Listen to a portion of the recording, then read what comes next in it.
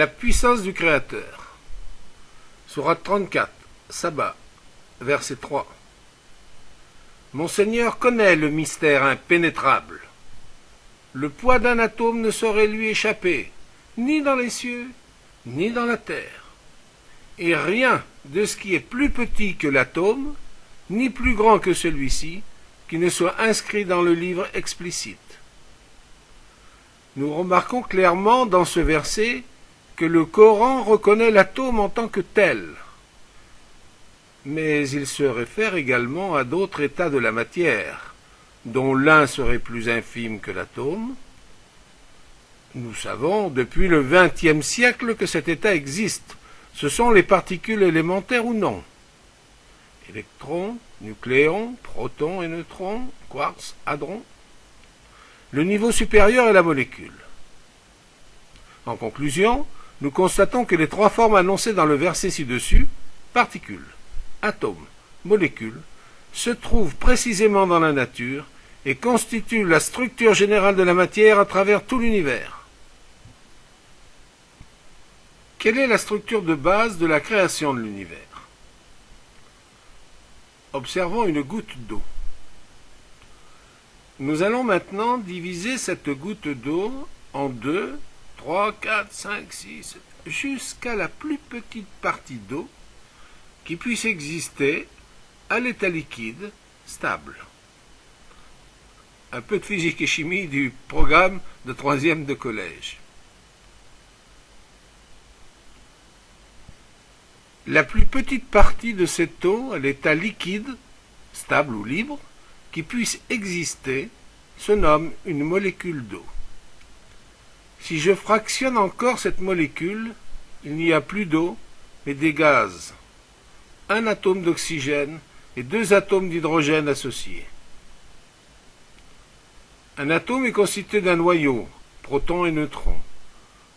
Autour du noyau circulent des électrons périphériques sur différentes couches, leur nombre est variable. La charge du noyau est positive et la charge des électrons est négative. Sourate 51, Ad-Dariyah, verset 49. Et de toute matière ou substance, nous avons créé 2 éléments de couple. Peut-être vous rappellerez-vous. Laoshain, traduit par matière, soutient en conséquence que la matière sous toutes ses formes est constituée à partir de 2 éléments de couple. Les charges négatives et positives sont présentes partout dans l'univers. Dans une molécule d'eau, les 2 atomes d'hydrogène et l'atome d'oxygène complètent leur couche d'électrons en mettant ceci en commun. Chaque atome d'hydrogène, avec seulement un électron en orbite autour de son noyau, a besoin d'un électron supplémentaire pour atteindre un état stable. L'atome d'oxygène, avec 6 électrons sur sa couche externe, en a besoin de 2 autres pour compléter celle-ci. Lorsque les 3 atomes instables mettent leurs électrons en commun, ils forment alors une molécule d'eau stable. Les charges négatives et positives sont équilibrées. La puissance du Créateur. Sourate 21, les prophètes, verset 30. N'ont-ils pas vu que les cieux et la terre formaient une masse compacte, appelée aussi atome primitif? Ensuite, nous les avons séparés par le Big Bang et créé à partir de l'eau toute chose vivante. Les cieux et la terre s'appliquent à l'univers. Le mot ratkam signifie une masse compacte comme soudée. Le terme fafatakonahuma s'applique à l'action de rompre, avec une notion de puissance et de force. Le mur de Planck. Avec une simple formule chimique du programme de 3e de collège, il a créé l'eau sur Terre, c'est-à-dire la vie, dont 3 quarts d'eau pour 1 quart de terre. Ce n'est qu'en 1931 qu'un astrophysicien belge, le chanoine Georges Lemaire, énonce la théorie de la masse compacte, ou atome primitif. Elle sera reprise et développée par 2 Américains, Alpher et surtout Gamow. Elle est admise par tous aujourd'hui. La puissance du Créateur. Extrait du livre, pages 48, 49 et 86, Dieu et la science, de Jean Guiton de l'Académie française, édition Grasset, Paris. Les physiciens peuvent remonter et décrire le Big Bang après l'explosion originelle jusqu'à 10 puissance moins 44 secondes, mais pas au-delà.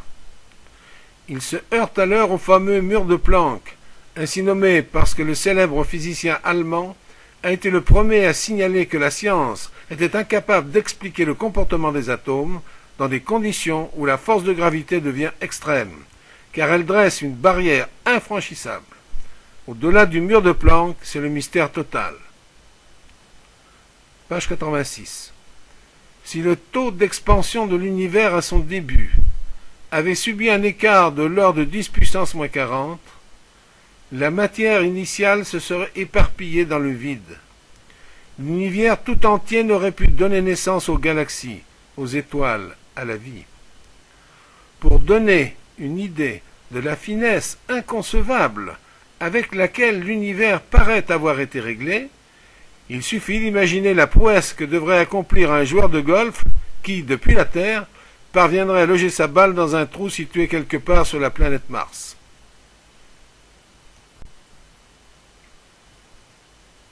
Sourate 50, Kaf, verset 6. N'ont-ils pas observé le ciel au-dessus d'eux, comment nous l'avons créé et embelli, et comme il est sans fissure? Sourate 15, Al-Hijr, verset 16. Certes, nous avons placé dans le ciel des constellations, et nous l'avons embelli pour ceux qui regardent.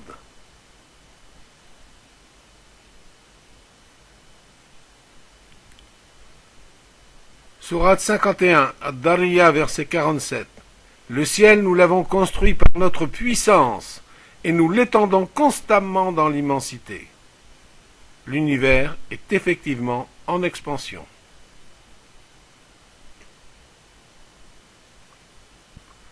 Sourate 41, Fussilah, verset 53. Nous leur montrerons nos signes dans l'univers et en eux-mêmes, jusqu'à ce qu'il leur devienne évident que ceci, le Coran, est la vérité. Sourate 13, le tonnerre, verset 2. Dieu règle l'ordre de tout et expose en détail ses signes.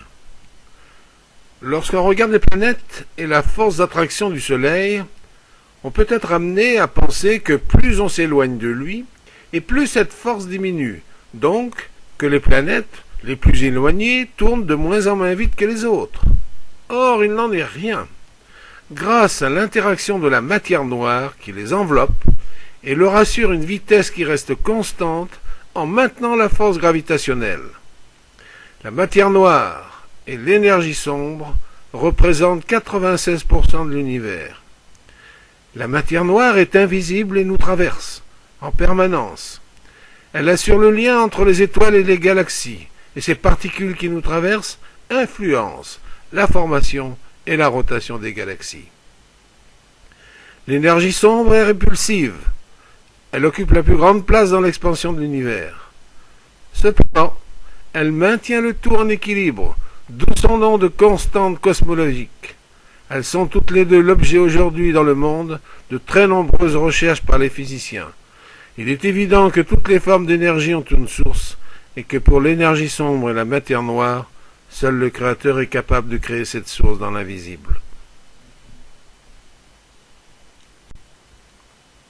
Notre galaxie spirale, la Voie lactée, ou Milky Way, est en rotation à 230 km par seconde. Cette galaxie se déplace dans l'univers avec le local group à 325 plus ou moins 125 km secondes. Le centre de notre galaxie est à 25 000 d'années-lumière par rapport à notre système solaire. Nous sommes à proximité du bras d'Orion. Et notre système solaire, lui aussi, est en rotation à 30 km par seconde.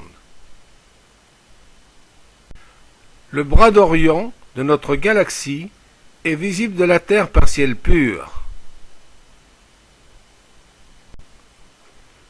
Coran. Sourate 11, Hud, verset 7.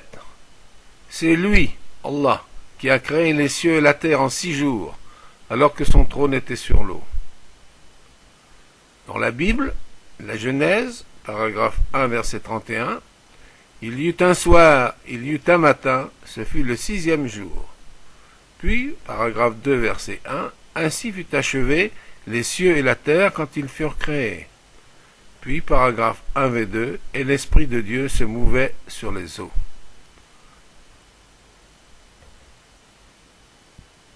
Dans le Grand Nord, lorsqu'on observe un iceberg, on voit que la partie qui dépasse à la surface de l'eau, 1/7 et rien d'autre, alors que l'essentiel est caché sous l'eau, les 6/7.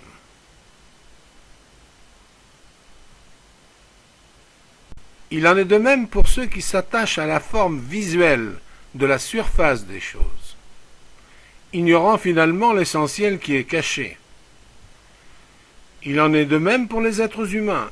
Beaucoup s'arrêtent à la surface visuelle du physique d'une personne, une photo par exemple, ignorant complètement tout ce qui est caché en elle. Ou qui disent « Oui, je la connais, je l'ai vue à la télévision ou dans une revue ». De telles personnes sont des formalistes. Observons des noix. Si je les remue l'une contre l'autre, elles font du bruit. Je peux les compter. 1, 2, 3, 4. Elles ont une coque dure. Si je veux la manger, il me faut un casse-noix ou un couteau pour l'ouvrir. Je dois enlever ensuite la fibre dure séparatrice. Enfin, je peux manger les cerneaux de noix. Ça, ce sont les caractéristiques visibles des noix. Or, dans l'huile de noix, ces caractéristiques visuelles n'existent plus. L'huile serait-elle autre chose que la noix? Non, bien sûr. Ce n'est que de la noix pure à 100%, mais seulement elle se présente sous une forme différente. Parfaite. Elle est arrivée à l'essence même du but de sa création. Hors de ces paroles, il en résulte que les gens ne connaissent pas la noix. Ils n'ont compris que le décompte et le bruit, son ouverture, le goût des cerneaux. Ils n'ont pas compris en quoi consiste la noix elle-même. On dit de ces personnes que ce sont des formalistes.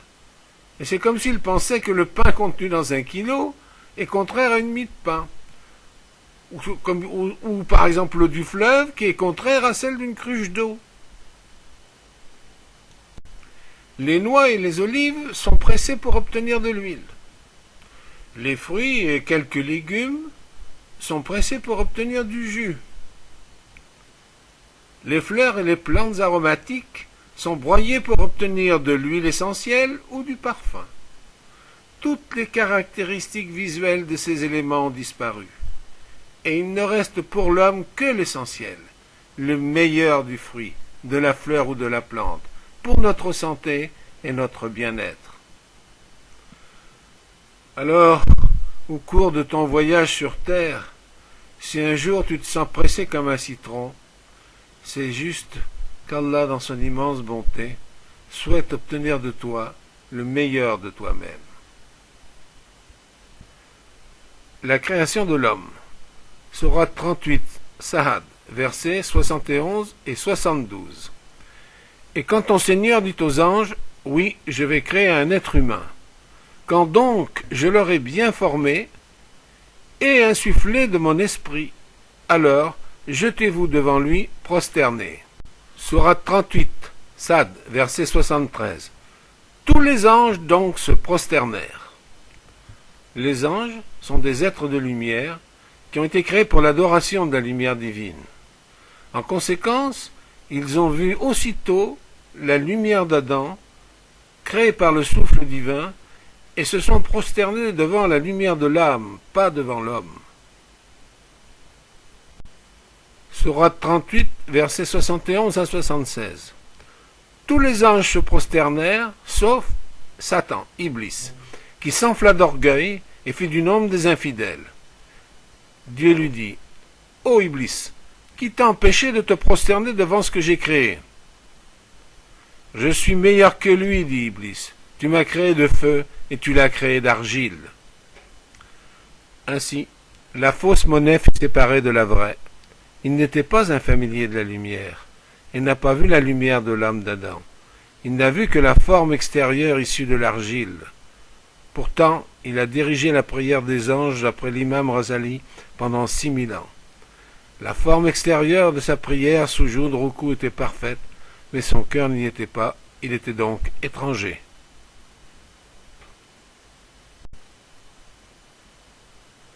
Les langues et les charias sont pareils aux mesures. Et la religion et la connaissance de Dieu sont comme l'eau et le vin qui sont contenus dans les coupes, les cruches, les jarres, les outres et les vases. Mais l'eau n'est pas le vase. Celui qui adore la cruche ignore l'eau. Avant qu'il ne voie quelques cruches, il n'admet pas l'existence de l'eau. Une telle personne n'a aucune familiarité et homogénéité avec l'eau. Elle est formaliste et n'adore que la forme. Quant à celui qui adore l'eau, il voit l'eau dans n'importe quelle mesure. Il la reconnaît au fond de l'âme et du cœur et se prosterne devant le vase. Comme dans le verset suivant, Sourate 2, El-Baqara, verset 34, « Et lorsque nous demandâmes aux anges de se prosterner devant Adam, ils se prosternèrent tous, à l'exception d'Iblis, Satan, qui refusa, s'enfla d'orgueil et fut du nombre des infidèles. » Le but, c'est l'eau, car c'est elle qui nourrit, et non le vase. Le goût de cette eau dépend d'un état réel, et non d'une imagination. À l'instar de ce qu'on raconte du prophète Mohammed, sallallahu alayhi wa sallam, il embrassa Aïcha, radiallahu anha. Celle-ci se regarda et s'émerveilla. Pendant quelques jours, le prophète sallallahu alayhi wa sallam ne jeta pas les yeux sur elle. Aïcha se plaignit à Dieu de la douleur que cela lui causait. Un message vint alors au prophète sallallahu alayhi wa sallam. Va consoler Aïcha. Il alla s'excuser auprès d'elle, l'embrassa et lui dit: Ô Aïcha, ne suppose pas que je t'embrasse pour l'amour de ton visage. Je t'embrasse pour l'amour de Dieu. Car je vois dans ton visage la face de l'ami. Et dans la nuit sombre, c'est la lumière de l'horreur divine que je vois dans ton corps. Je me prosterne devant Dieu et non devant le corps éphémère. Il faut t'abstenir de te regarder pendant plusieurs jours. L'ivrogne est amoureux du vin et reconnaît celui-là dans n'importe quelle bouteille. Car ce n'est pas la forme ni la bouteille qui l'intéresse, c'est son contenu seulement.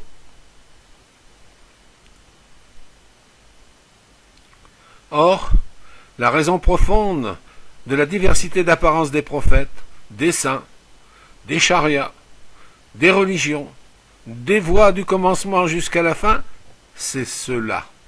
On ne considère pas l'imitateur, c'est-à-dire le formaliste, comme le chercheur de vérité, comme semblable, car la beauté de l'essence du chercheur de vérité apparaîtra, et la laideur et la vilainie de l'imitateur seront dévoilées. Le jour du jugement, comme il est dit dans ce verset Sourate 3 Al-Imran, verset 106, le jour où tels visages s'éclaireront et tels deviendront noirs.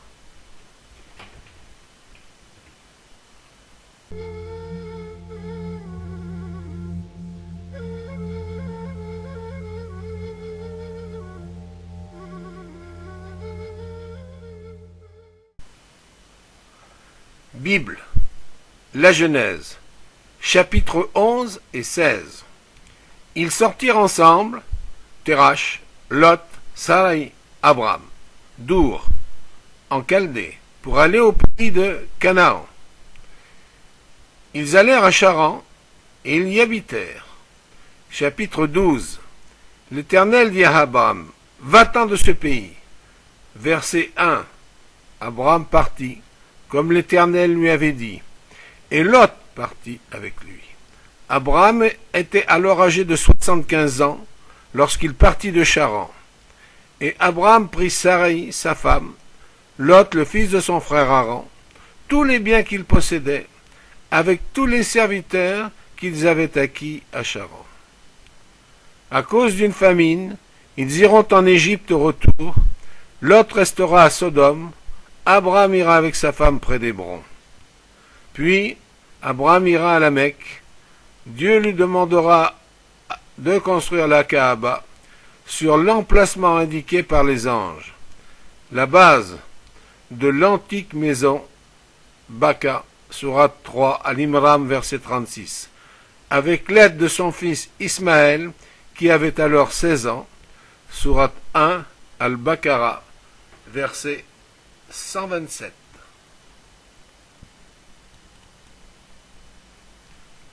Le tombeau des patriarches est un complexe construit sur un ensemble de grottes. Il est situé en Palestine, dans la ville d'Hébron, au sud-ouest de la Cisjordanie. Il est considéré comme le centre spirituel de la ville d'Hébron. C'est un lieu saint de l'islam et du judaïsme. Le lieu est appelé en hébreu Ma'ara, Kamakpellat, ce qui signifie la grotte des doubles tombes. En effet, selon la tradition juive, le tombeau cache des tombes jumelles, où sont enterrés 4 couples bibliques importants.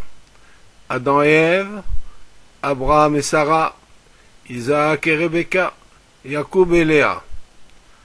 En arabe, le lieu est appelé Aram Ibrahim, le lieu sacré d'Ibrahim, ou encore Aram al-Khalil, le lieu sacré de l'ami d'Allah, et Al-Magara, la tombe.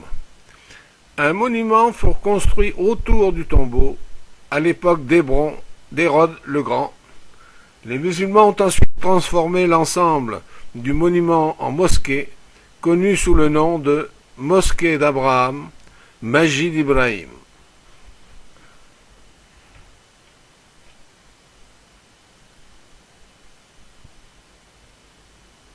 Le cénotaphe d'Abraham à Hébron en Cisjordanie.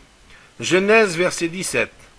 Lorsqu'Abraham fut âgé de 99 ans, Dieu lui parla et lui dit, « Voici mon alliance que j'ai faite avec toi.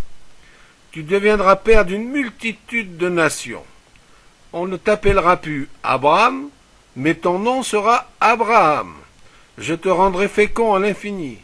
Je ferai de toi des nations, et des rois sortiront de toi. » Puis verset 9, Dieu dit à Abraham, « Toi, tu garderas mon alliance, et tes descendants après toi, selon leur génération. » Verset 11, « Vous vous circoncirez, et ce sera un signe d'alliance entre moi et vous. »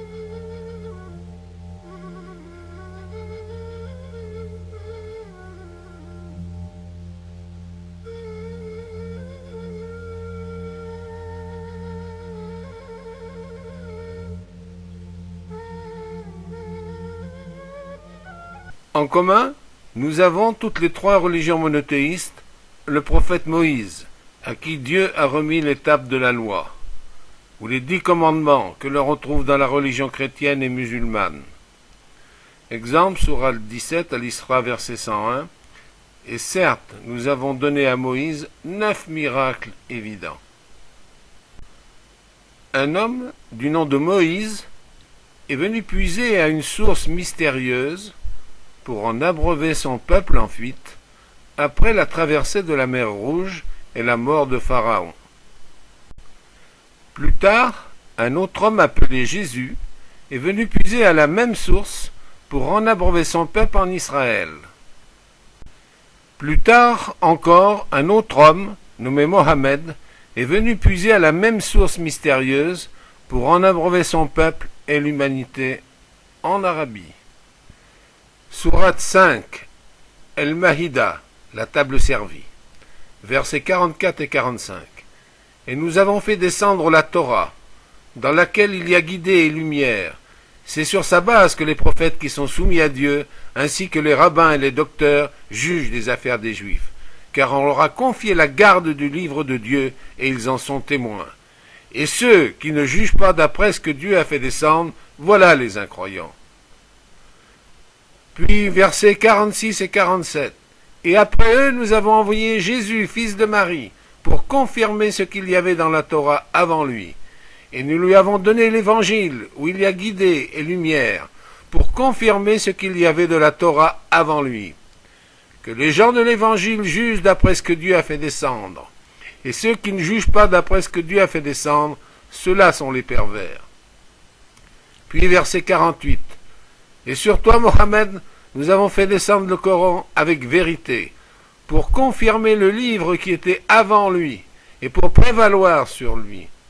Juge donc parmi eux, d'après ce que Dieu a fait descendre, et ne suis pas leur passion loin de la vérité qui est venue. Si Dieu avait voulu, certes, il aurait fait de vous une seule communauté, mais c'est afin de vous éprouver en ce qu'il vous a donné à chacune. C'est vers Dieu votre retour à tous, alors il vous informera de ce en quoi vous divergiez. Sourate 87, le Très-Haut, versets 18 et 19. Oui, ceux-ci, les livres du ciel, étaient certes déjà dans les feuilles anciennes, les feuilles d'Abraham et de Moïse.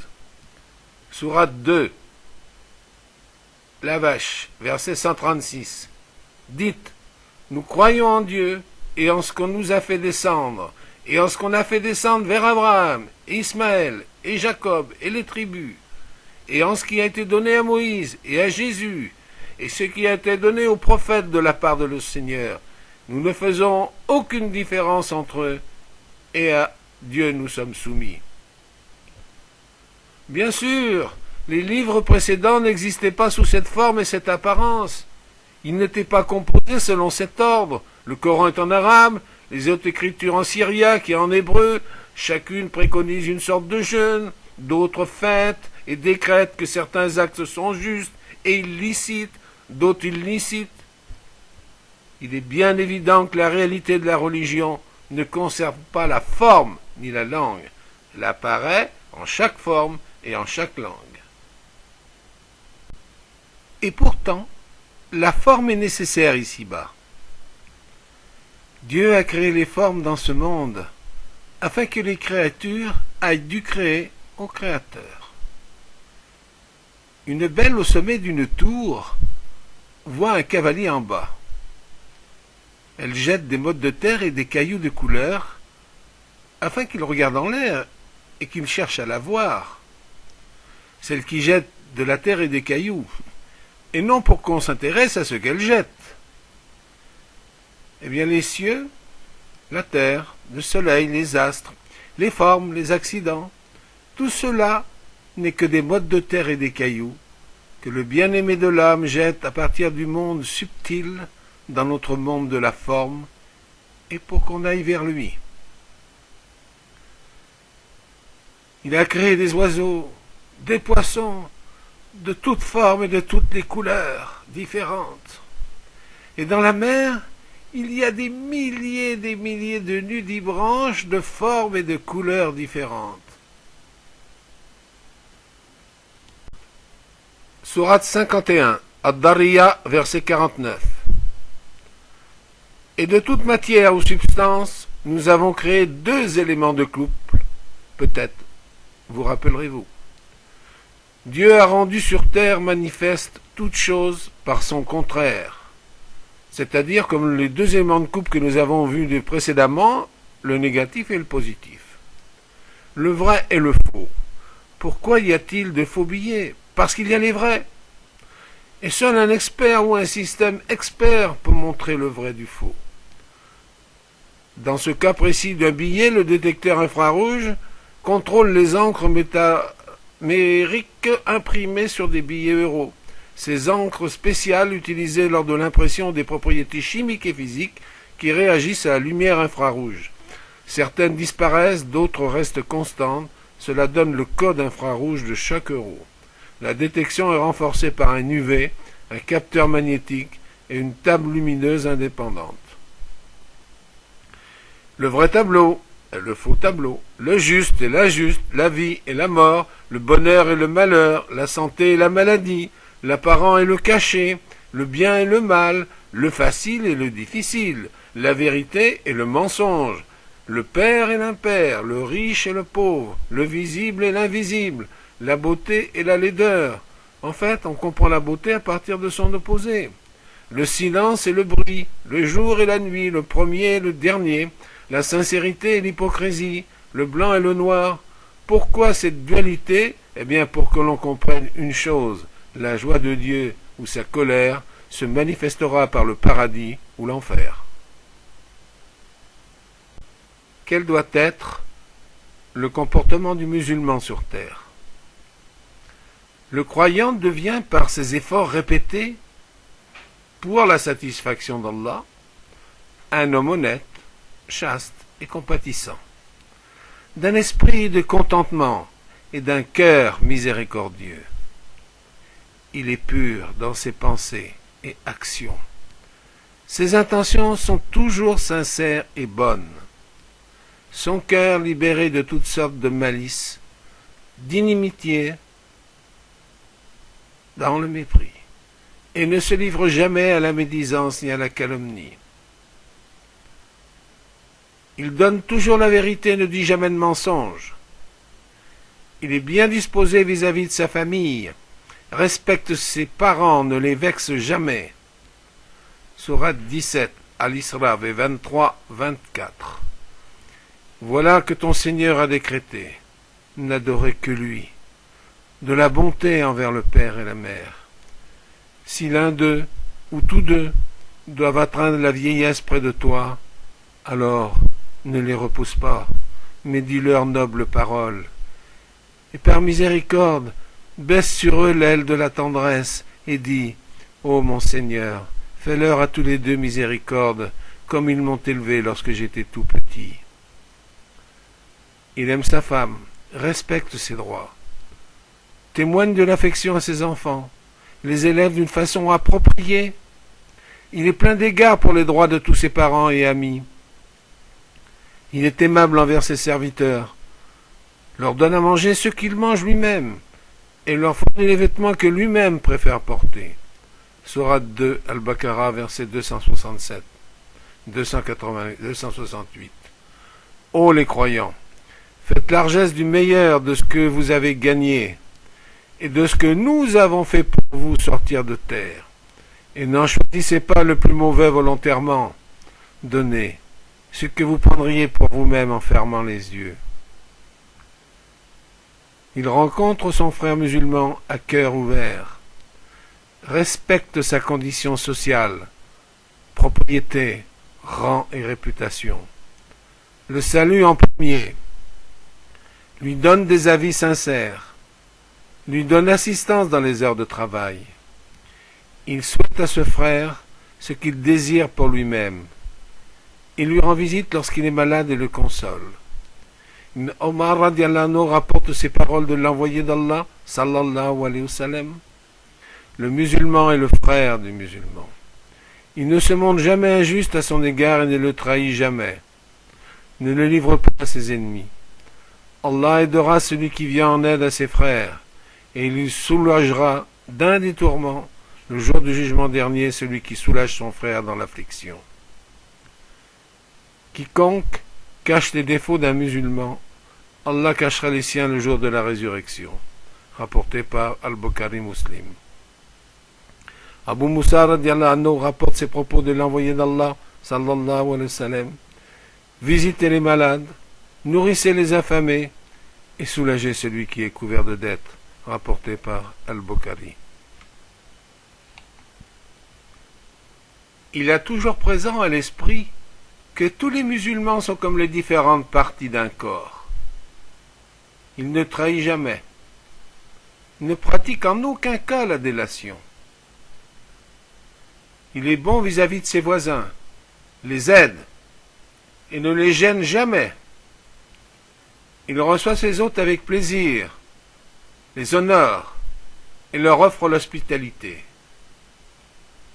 S'il lui arrive d'être invité, il ne cause jamais de dérangement à son hôte. Il n'est pas égoïste et témoigne d'égards appropriés pour les droits de tous les êtres humains. Il est par conséquence d'une bonne disposition vis-à-vis de tous. Il est juste et respecte chacun selon sa situation. Il tient ses engagements, ses promesses, s'acquitte de ses obligations, n'offense personne et aime la paix. Il est toujours courtois, ne se met jamais en colère, et s'il la sent arriver, sa compassion la surmonte. Il ne consomme pas d'alcool, ne s'adonne pas aux jeux de hasard, ne donne ni ne reçoit de pot de vin, et ne sème en aucun cas la corruption entre les gens. Il ne pratique pas la magie, et se tient toujours éloigné de toute forme de vice, de l'adultère, de l'homosexualité. Ses réalisations sociales sont toujours dignes d'éloge. Dans ses entreprises journalières, il use de réflexion. Il donne aux travailleurs leur salaire avant que la sueur ne sèche. Il gagne honnêtement sa vie de son propre labeur et ne mendie jamais. Le prophète sallallahu alayhi wa sallam a dit « Nul n'a jamais mangé nourriture meilleure que celle qu'il a consommée grâce au travail de ses mains, rapporté par Al-Bukhari. » Frères et sœurs de foi, nous devons compatir aux peines des non-musulmans, les nourrir quand ils ont faim, leur donner à boire quand ils ont soif, les soigner quand ils sont malades, les tirer du péril et éviter de leur faire du mal. À l'image de notre bien-aimé prophète Mohammed sallallahu alayhi wa sallam qui a dit « Celui qui ne compatit pas pour les autres, Allah ne compatit pas pour lui. Soyez miséricordieux envers ceux qui suivent sur la terre. Allah vous traitera de même. » Rapporté par Al-Bukhari. Il a dit aussi « Tout bienfait à tout être vivant est récompensé par Allah. » Et encore « Quiconque fait du mal à une personne non musulmane, je serai moi-même son adversaire le jour du jugement. » Rapporté par Muslim. Il ne convoite jamais, ne vole jamais et se tient toujours loin de toute hypocrisie. Ne retarde jamais le remboursement d'une dette, mais aime à renoncer à la somme qu'il a préférée, en partie ou totalement. Il évite toutes sortes de monopoles. Il est généreux, exerce la charité. Il donne l'aumône, mais il le fait secrètement, et ne se vante jamais d'une faveur qu'il fait aux autres. Il est le gardien des veuves et des orphelins. Il est la lumière qui sert de guide aux aveugles et aux égarés. Il pratique l'humilité et la courtoisie. Il assiste les opprimés et empêche les oppresseurs d'agir. Il ne viendra jamais en aide à la tyrannie et ne fera jamais de mal aux autres. L'humanité vit avec lui en sécurité. Il réconforte les personnes dégoûtées de la vie. Il supprime la difficulté des affligés, nourrit les affamés, illumine la tristesse des lésés. Il ordonne le bien et condamne le mal. Quand il veut empêcher quelqu'un de faire de mal, il ne fera jamais en public, mais en particulier. Il cache les péchés et les mauvaises actions de ses frères devant les autres, mais informe ces derniers avec amour et douceur en privé des conséquences de leurs actes ici-bas et dans l'au-delà. Il se souvient qu'il est mortel et prépare sa vie éternelle. Il respecte ceux qui sont décédés et ne dit jamais du mal d'eux. Et s'il lui arrive de commettre une erreur, il s'empresse de la réparer par une bonne action. Il s'efforce d'être un homme parfait et respectable, et évite toute affaire méprisable. Il essaie d'exhorter les peuples aux actes de vertu, et il ne s'attend jamais aux gains mondains, car son objectif principal est de rechercher en permanence la satisfaction d'Allah dans l'obéissance totale de ses commandements et sur le chemin du prophète Mohammed sallallahu alayhi wa sallam et de ses compagnons radiyallahu anhu. Chers frères et sœurs, n'oublions pas la dualité divine qui a rendu manifeste sur terre chaque chose par son contraire. Sourate 91 Ash-Sham, versets 7 à 10. Et par l'âme est celui qui l'a harmonieusement façonné et qui lui a inspiré son immoralité de même que sa piété. A réussi certes qui la purifie et perdu certes celui qui la corrompt. Et il nous a montré dans le Saint-Coran les états de l'âme qui partent de leur immoralité et qui progressent vers la piété. Sourate 12, Yusuf, verset 53. Je ne m'innocente pas, car l'âme est très instigatrice du mal. Puis sourate 75, Al-Qiyamah, verset 2. Je jure par l'âme qui ne cesse de se blâmer. Et sourate 89, Al-Fajr, versets 27 et 28. Ô toi, âme apaisée, retourne vers ton Seigneur, satisfaite et agréée. Immergé de l'iceberg, partie A. Dieu dit le Saint-Coran, sourate 12, Yusuf, Joseph, verset 53. Je ne m'innocente pas, car l'âme est très instigatrice du mal. Là, il s'agit de son immoralité. Cet incident avec Zulika, femme de Potiphar, qui tente l'adultère avec Youssouf, elle lui déchire sa tunique par derrière lorsqu'il s'enfuit. Alors, le contrôle visuel de sa tunique déchirée est nécessaire. Par devant, il est coupable, ou par derrière, il est innocent, afin d'établir la vérité. Ce passage ne manque pas d'intérêt, car déjà, dans la Bible, Deutéronome 19.15, la chose sera réglée sur la parole de 2 ou 3 témoins. Quant aux accusateurs d'adultère, que dit le Saint-Coran, sourate 24, An-Nur, la lumière, verset 4, quant à ceux qui lancent des accusations d'adultère sans produire 4 témoins oculaires, alors fouettez-les de 80 coups de fouet et n'acceptez plus jamais de leur témoignage. Ceux-là sont des pervers. Dans le cas du mal, il est nécessaire d'avoir recours à une forme visuelle pour prouver qu'il s'agit d'une calomnie et donc de sauvegarder l'honneur d'une personne. Dans la partie B, intermédiaire, entre l'apparent et le caché, le visible ou l'invisible, sourate 75, Al-Qiyamah, c'est-à-dire le jour du jugement, verset 2. Je jure par l'âme qui ne cesse de se blâmer. C'est une période charnière, car l'âme se fait tous les reproches en cas de sa mauvaise conduite. Et elle demande pardon à Dieu. Et elle recommence et redemande pardon jusqu'à la correction complète de son ou de ses défauts. Puis la partie invisible, c'est sourate 89, Fajr, versets 27 et 28. Ô toi, âme apaisée, retourne vers ton Seigneur satisfaite et agréée. Car la personne est immergée dans l'océan de la miséricorde divine. L'amour est total. Les actions visuelles ont donc disparu, car cette âme ne peut plus commettre aucune faute. L'âme a atteint son degré de perfection. Elle est devenue comme l'huile d'olive ou l'huile de noix, pure, parfaite, et elle est conforme au hadith Qudusi rapporté par Al-Bukhari. Mon serviteur ne cesse de se rapprocher de moi par des prières ou des œuvres surérogatoires, jusqu'à ce que je l'aime. Et quand je l'aime, je deviens l'ouïe par lequel il entend, la vue avec laquelle il voit, la main avec laquelle il saisit, et le pied avec lequel il marche. S'il me demande quelque chose, je lui donne, et s'il cherche refuge auprès de moi, je lui accorde.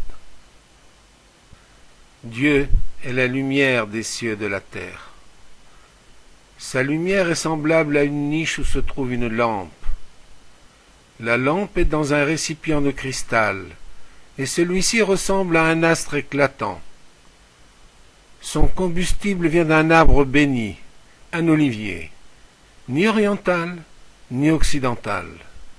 dont l'huile semble éclairer sans même que le feu la touche.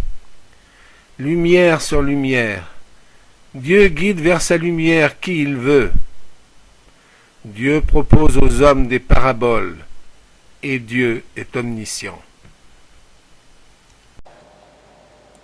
الحمد لله رب العالمين الرحمن الرحيم